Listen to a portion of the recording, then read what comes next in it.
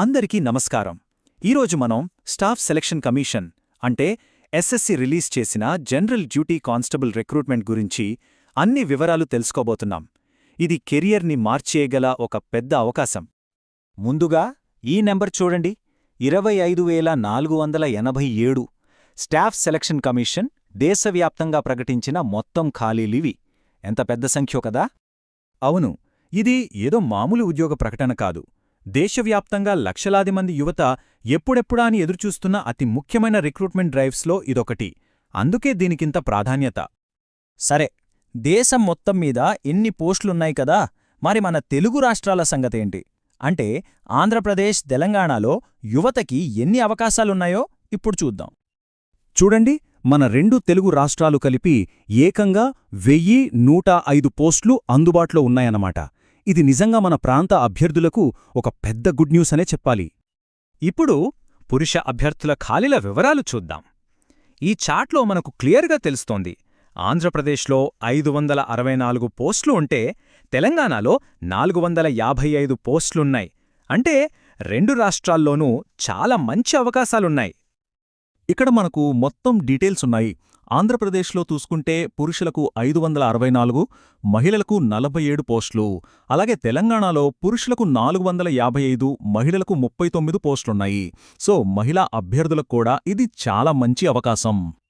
ఇంతకీ ఈ ఉద్యోగం వస్తే ఏ బలగాల్లో అంటే ఫోర్సెస్లో చేరే అవకాశం ఉంటుంది? ఆ ప్రతిష్టాత్మకమైన సెంట్రల్ ఆర్మ్డ్ పోలీస్ ఫోర్సెస్ గురించి ఇప్పుడు తెలుసుకుందాం. సహజంగానే ఈ ప్రశ్న చాలామందికి వస్తుంది కదా. సెలెక్ట్ అయిన తర్వాత ఏ డిపార్ట్మెంట్స్లో జాయిన్ అవ్వచ్చు, దేశసేవ చేయడానికి ఎలాంటి మార్గాలున్నాయో చూద్దాం. చూడండి, border security force, Assam rifles, central industrial security force, ఇలా చాలా ప్రతిష్టాత్మకమైన కేంద్ర సాయుధ బలగాల్లో పనిచేసే గొప్ప అవకాశం లభిస్తుంది. అయితే అభ్యర్థులు తెచ్చుకున్న మెరిట్, వాళ్లు పెట్టుకున్న ప్రిఫరెన్స్ ఆధారంగా ఈ డిపార్ట్మెంట్స్ కేటాయిస్తారన్నమాట. ఓకే, ఇప్పుడు మనం చాలా ఇంపార్టెంట్ సెక్షన్కొచ్చేశాం. అసలు ఈ ఉద్యోగానికి కావాల్సిన అర్హతలేంటి, సెలక్షన్ ప్రాసెస్ ఎలా ఉంటుంది, ఈ విషయాలు క్లియర్గా అర్థం చేసుకుంటే ప్రిపరేషన్ చాలా ఈజీ అవుతుంది. ఇక్కడ అందరూ గమనించాల్సిన విషయమేంటంటే, ఈ పోస్టులకు అప్లై చేయడానికి కావలసిన minimum qualification just 10th class pass అయితే చాలు.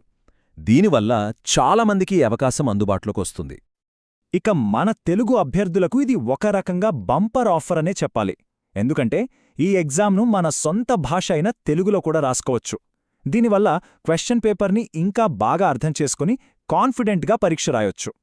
సెలెక్షన్ ప్రాసెస్ మొత్తం ఈ 4 స్టేజెస్లో ఉంటుందన్నమాట. ఫస్ట్ కంప్యూటర్ బేస్డ్ ఎగ్జామ్, అందులో క్వాలిఫై అయితే నెక్స్ట్ ఫిజికల్ టెస్ట్లుంటాయి. ఆ తర్వాత మెడికల్ ఎగ్జామినేషన్, ఫైనల్గా సర్టిఫికెట్ వెరిఫికేషన్. ప్రతి స్టేజ్లోనూ పాసవడం కంపల్సరీ. సరే, ఇక ఫైనల్గా అభ్యర్థులు వెంటనే ఫోకస్ చేయాల్సిన విషయాలు ఏంటి, అప్లై చేయడానికి ఇంపార్టెంట్ డేట్స్ ఏవి, అసలు ఎలా అప్లై చేయాలి, ఆ వివరాలు చూద్దాం. ఈ డేట్స్ చాలా ముఖ్యం, నోట్ చేసుకోండి. అప్లికేషన్ సబ్మిట్ చేయడానికి లాస్ట్ డేట్ డిసెంబర్ 31. ఇక కంప్యూటర్ బేస్డ్ ఎగ్జామ్స్ 2026 ఫిబ్రవరి నుంచి ఏప్రిల్ మధ్యలో నిర్వహిస్తారు. సో ప్రిపరేషన్కి చాలా మంచి టైం ఉంది.